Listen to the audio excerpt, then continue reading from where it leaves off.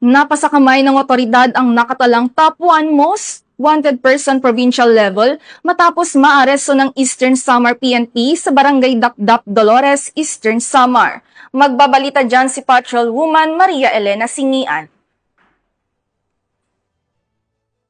Ng mga autoridad ang nakatalagang top 1 provincial most wanted person sa kasong paglabag sa RA 7610 matapos mahuli sa Barangay Dapdap, Dolores, Eastern Samar. Bandang alas 7:50 ng umaga nang maaresto ang akusado ng mga tauhan ng 1st Eastern Samar Provincial Mobile Force Company kasamang Eastern Samar Provincial Intelligence Unit at Dolores Municipal Police Station sa bisa ng warrant of arrest para sa kasong paglabag sa Section 5B ng RA 7610 o Special Protection of Children Against Abuse, Exploitation and Discrimination Act na may nirekomendang piyansa na 200,000 pesos para sa pansamantalang kalayaan. Dinala ang akusado sa 1st Eastern Samar PMFC para sa kaukulang dokumentasyon at tamang disposisyon. Ang pagkakaaresto sa akusado ay bunga ng masusing operasyon ng kapulisan bilang bahagi ng kampanya laban sa kriminalidad sa ating bansa. Patunay ito ng pagsisikap ng pulisya na panatilihin ang kaayusan at mapatatag ang tiwala ng mamamayan. Dahil sa bagong Pilipinas, ang gusto ng pulis, ligtas ka.